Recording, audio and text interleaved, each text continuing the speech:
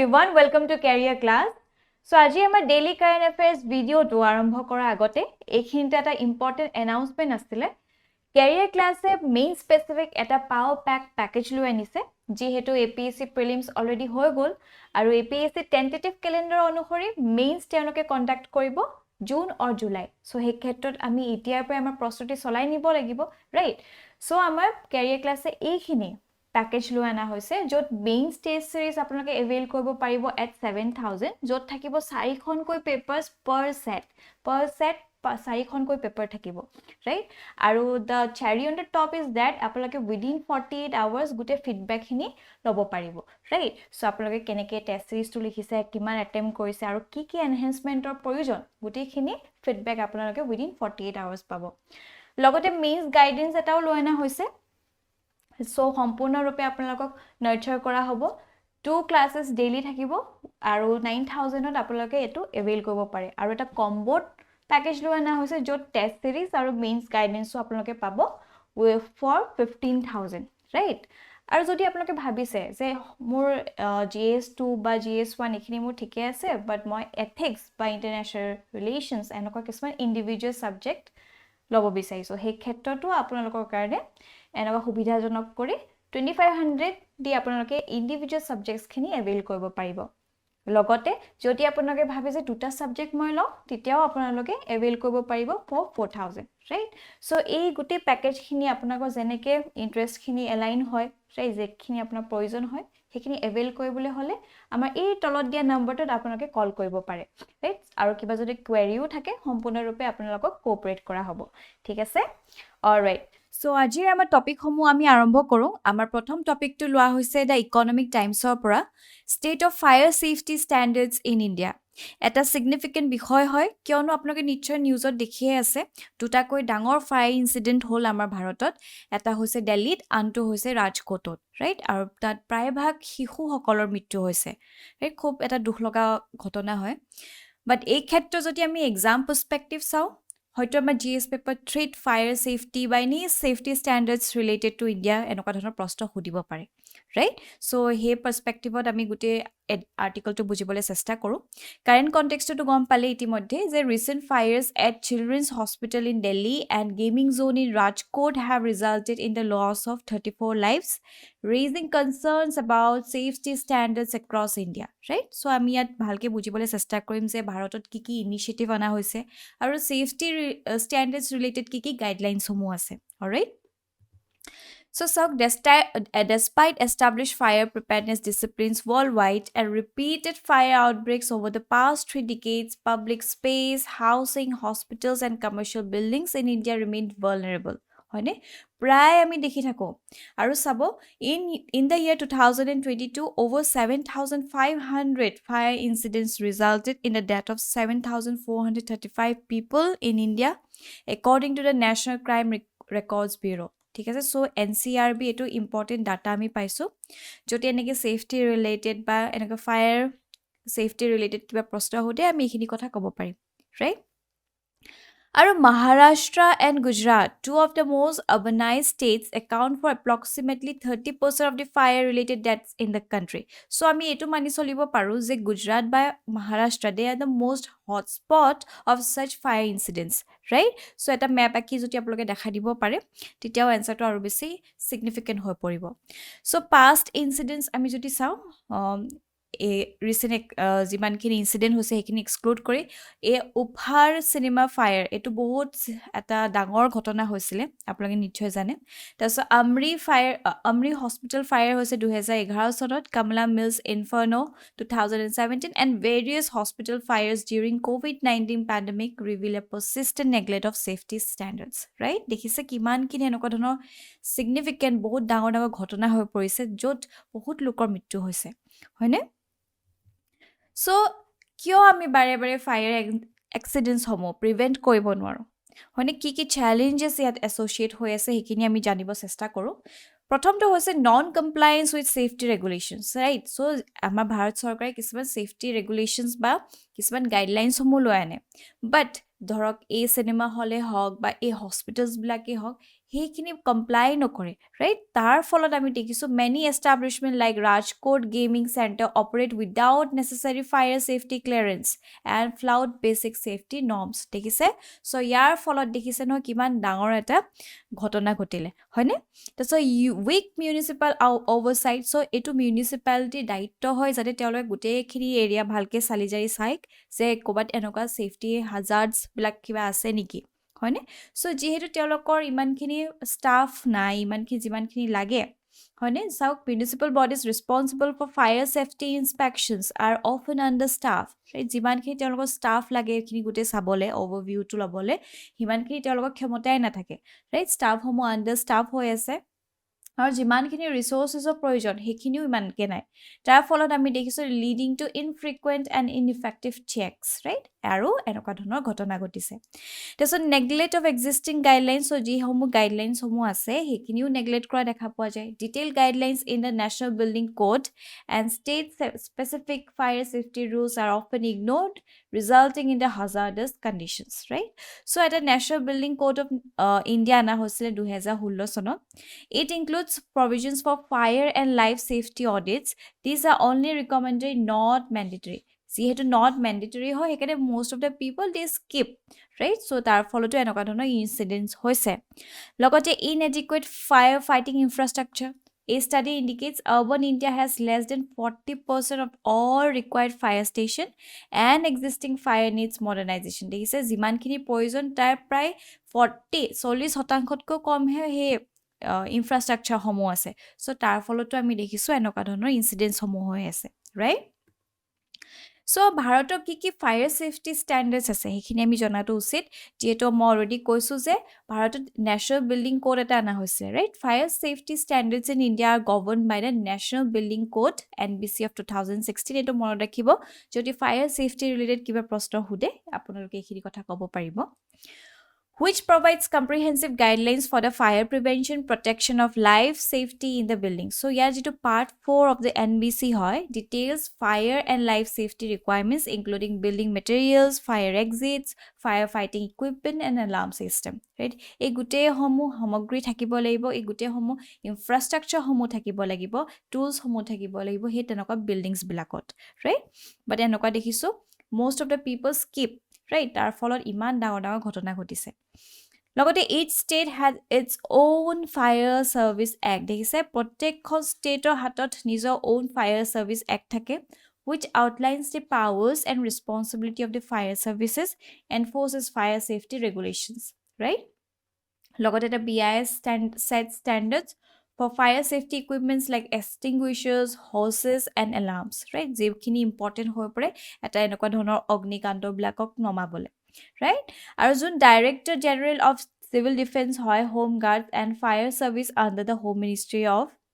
Home Affairs oversees the fire management, ঠিক আছে? গোটেই fire management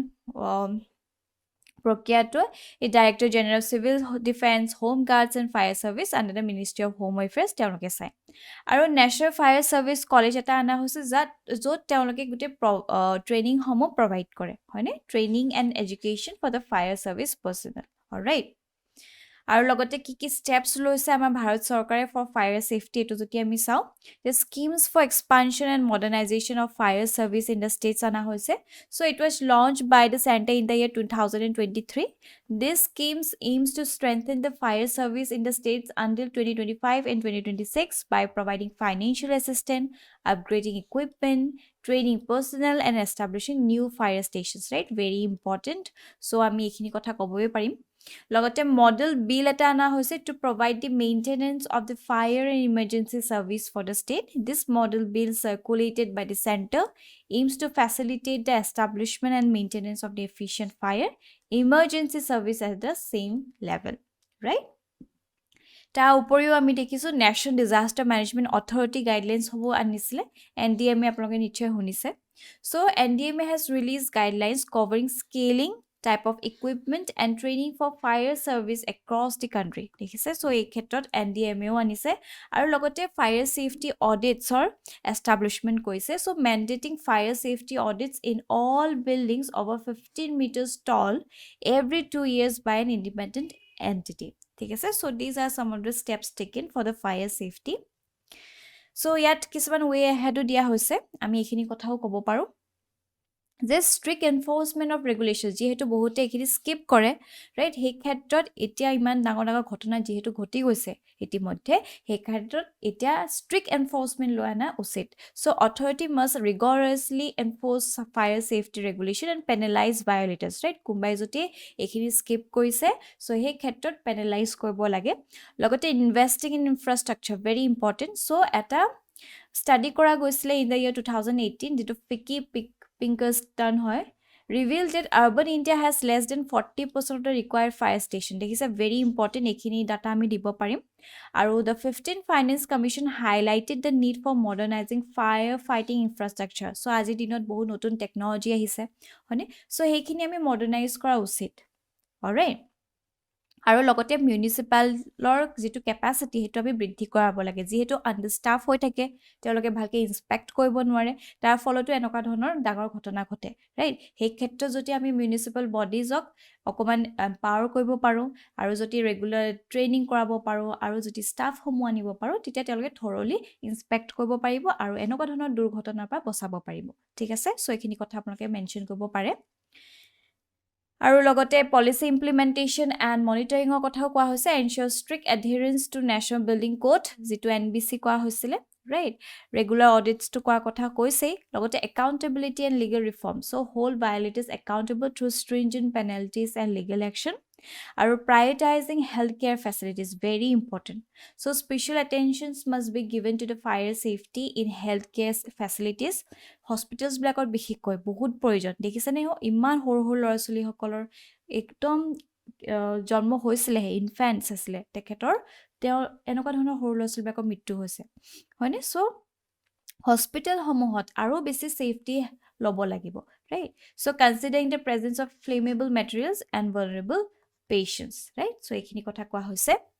now based on this topic at a means perspective prashno agboha hoise India continues to witness recurring fire tragedies with devastating consequences analyze the critical factors contributing to these incidents and suggest a comprehensive strategy to improve fire safety standards across the nation so আমি যথেষ্টখিনি discuss কৰিলো হেখিনি ওপৰত ভিত্তি কৰি আপোনালোকে definitely এক কোৱেশ্চনটো attempt কৰিব পাৰিব লগতে ৰিসেন্ট ইনসিডেন্টস সমূহ যদি আপোনালোকে মেনশন কৰি দিব পাৰে আৰু বেছি ভাল হৈ পৰে alright now moving forward our next topic to লোৱা হৈছে the Assam Tribunal opera Assam eyes big ticket investment in defense sector এটা significant topic হয় GS paper 3 হক বা GS paper 5 হক এনেকুৱা ধৰণৰ টপিক বিলাক ইম্পৰ্টেন্ট হৈ পৰে alright so tata ami passing reference to use korbo parim ei khetrot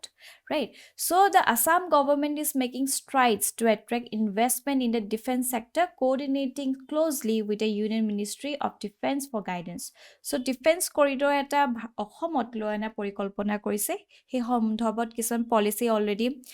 processত আছে যেহেতু তেওঁলোকে লয় দিব বুলি কৈছে প্ৰায় 2-3 মাহ পাছত সো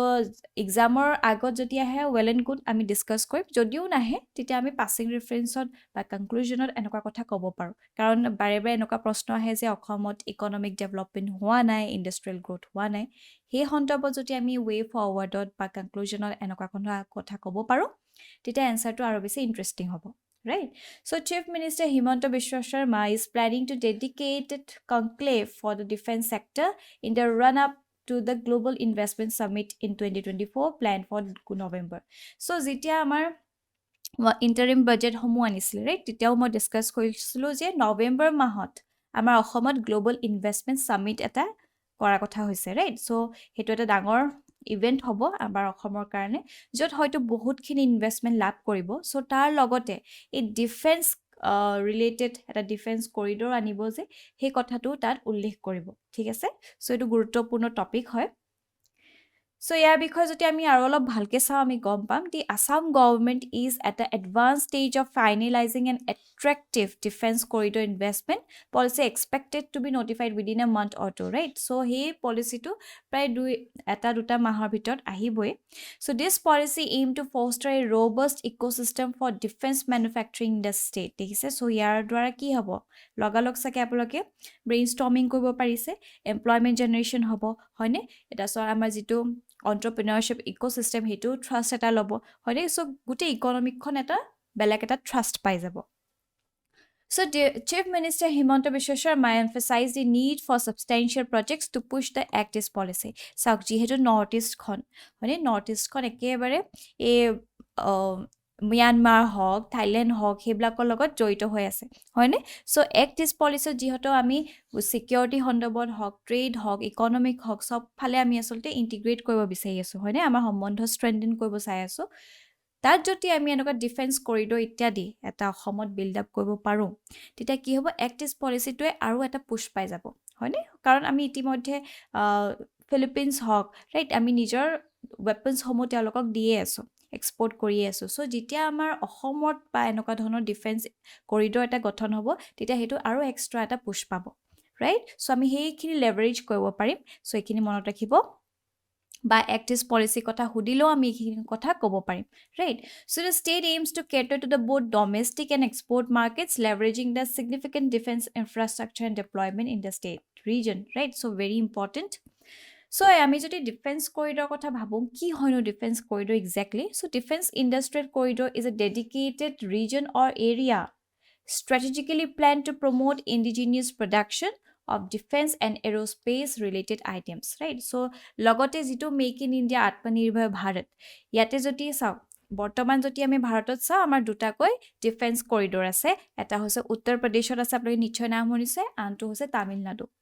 সো ইয়াত এইখিনি হৈছে কৰিডৰ সমূহ ৰাইট সো ইয়াত কোবাত হয়তো তেওঁলোকে ম্যানুফ্যাকচাৰ কৰিব তাৰ শিপিং কৰিবলৈ ধুনিয়াকে ৰুট এটা দিয়া হ'ব হয়নে বাই ৰোড হক বা বাই ফ্লাইটে হক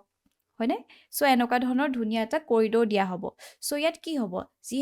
ক্ষেত্ৰত তেওঁলোকে ডিফেন্স ম্যানুফ্যাকচাৰিং ইয়াতে কৰিব সো লোকেল লোকসকলে এমপ্লয়মেন্ট পাব লগতে যিমানখিনি ৰিসোৰ্সেস দৰকাৰ হ'ব ৰ মেটেৰিয়েলছ দৰকাৰ হ'ব ইয়াৰ পৰাই তেওঁলোকে সোৰ্স কৰিব পাৰিব দেখিছে সো এনেকে কিমান বেছি সুবিধা কৰি দিয়া হ'ব ঠিক তেনে ধৰণে এতিয়া আমাৰ অসমতো লৈ আনা পৰিকল্পনা কৰিছে ঠিক আছে সো ইট ইজ সিগনিফিকেন্ট মনত থৈ দিব সো কি বেনিফিটস কৰি হে আনিব So, প্ৰথমটো হৈছে economy impact to আনিবই So, defense manufacturing is expected to generate numerous downstream industries দেখিছে So, যিহেতু এনেকুৱা manufacturing কৰা হ'ব তাৰ যিমানখিনি raw materials আনিব right So, লগতে এনেকুৱা ধৰণৰ downstream industries বিলাকো mushroom হৈ উঠিব right So, তেওঁলোককো help কৰিব The policy aligns with the central government promotion of Atmanirbhar Bharat in defense manufacturing, boosting domestic production and export. So, Bharat ki hoise, ami most of our weapons ami khub import koron. Jitya ami import koron to amar majority of our cost, amar GDP eta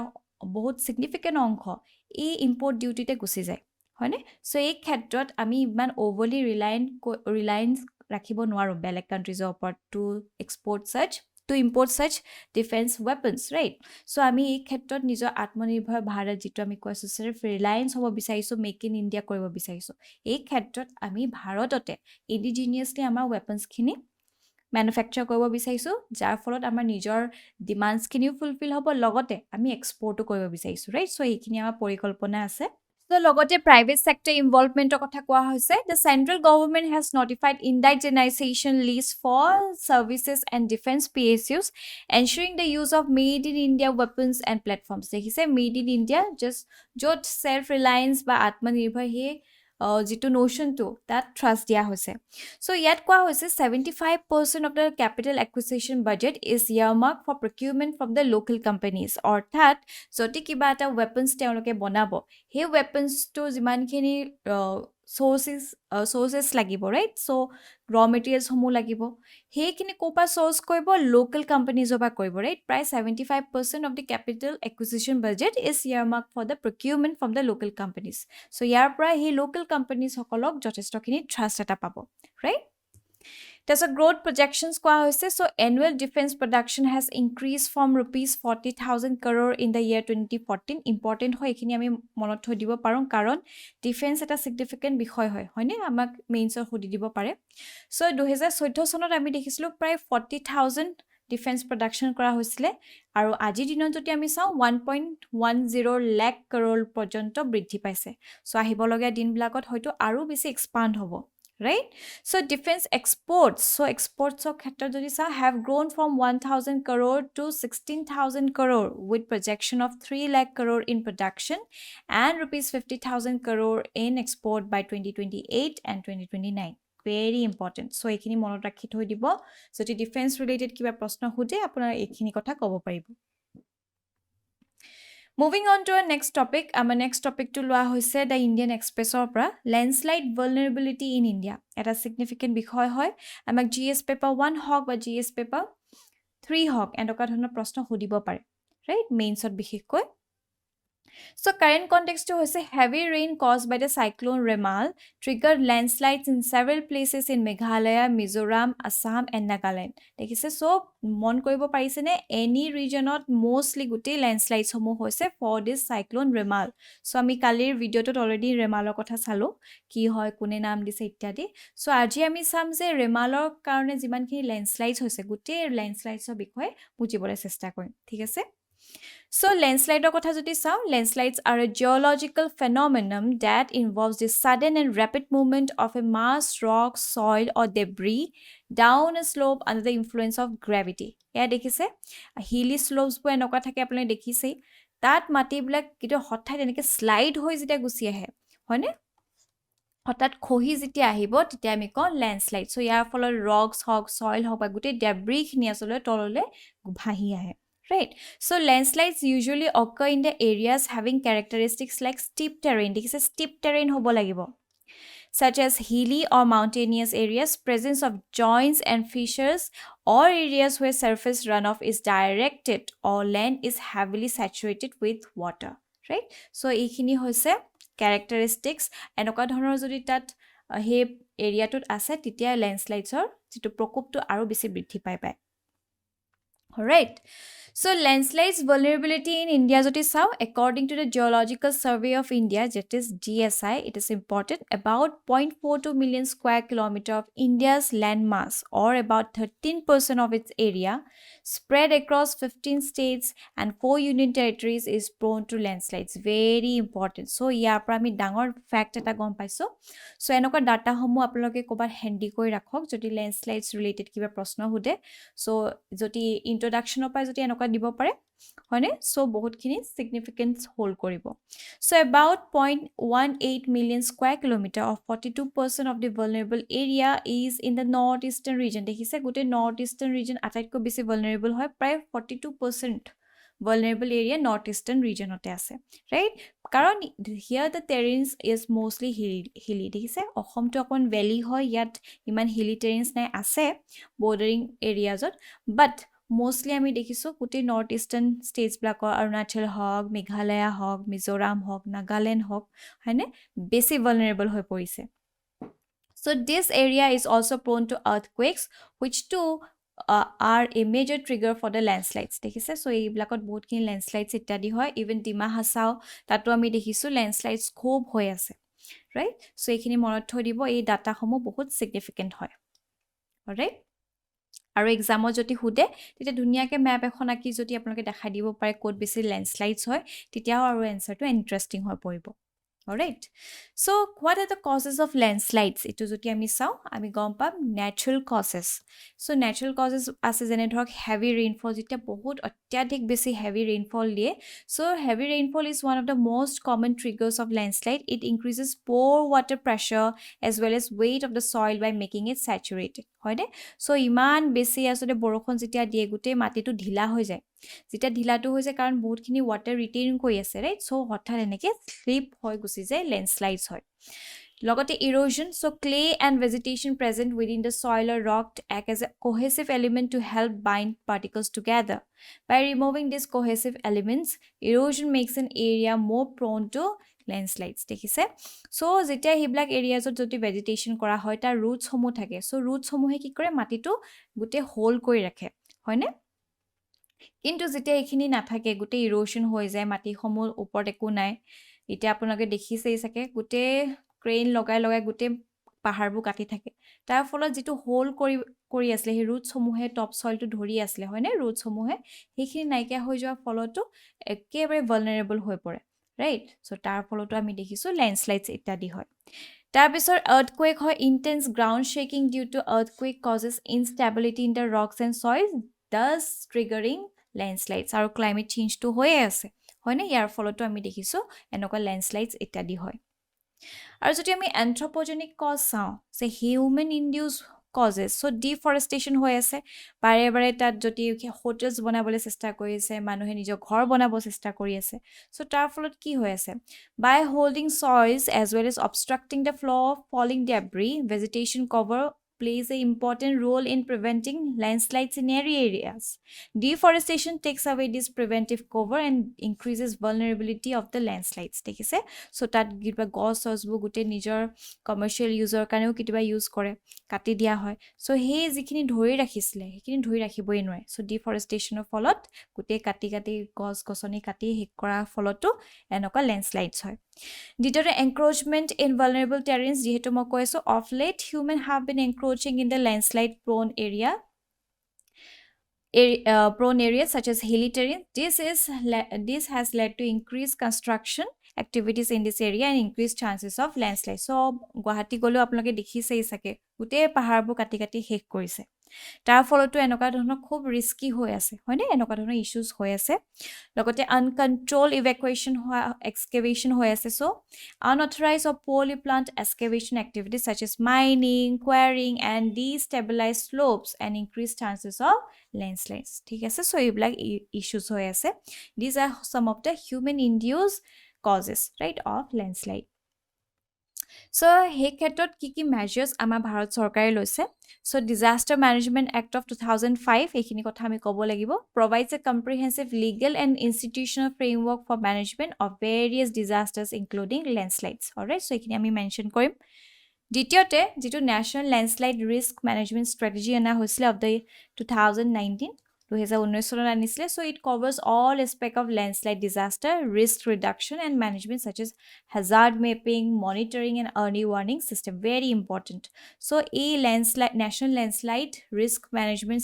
strategy eto monot rakhibo tar pisod national disaster management authority NDMA has issued guidelines on landslide hazard management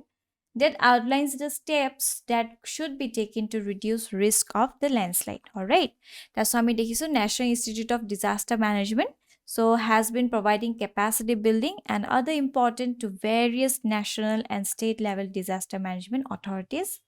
alright আৰু এটা হৈছে early warning system so আগতীয়াকে যদি গম পাই যায় so আমি লোকসকলক মোবিলাইজ কৰিব পাৰিম হয়নে সেফ জোনলৈ নিব পাৰিম তাতো আমি যথেষ্টখিনি মানুহৰ যেটো জীৱনটো হেতু বচাব পাৰিম হয়নে so efforts have been made towards better prediction of weather example ensemble prediction system this will help predict disaster like landslides alright so এইখিনি মনত ৰাখিব আৰু এইখিনি কথা আমি ক'ব পাৰিম ইতিয়াৰ পৰা আপোনালোকে আমাৰ ভিডিঅ'জ বোৰৰ PDF সমূহ লাভ কৰিব পাৰিব আমাৰ কেৰিয়াৰ ক্লাছৰ WhatsApp চেনেলটোত গৈ আৰু WhatsApp চেনেলটোৰ লগত জড়িত হ'বলৈ এই ভিডিঅ'টোৰ তলত যেটো ডেসক্ৰিপচন বক্স আছে তাতে এটা লিংক প্ৰভাইড কৰা হৈছে সেই লিংকটোত ক্লিক কৰিলে আমাৰ লগত আপোনালোক জড়িত হ'ব পাৰিব আৰু তাতে এক্সাম ৰিলেটেড বিভিন্ন ধৰণৰ PDFs সমূহ এভেইল কৰিব পাৰিব ঠিক আছে alright so এইখিনি আসলে আজি আমাৰ টপিক সমূহ I hope it is beneficial আৰু আপোনালোকৰ যদি কিবা ফিডব্যাক বা কিবা ডাউট থাকে আমাক কমেন্ট সেকশন দিবলে নাপাহৰিব till then bye bye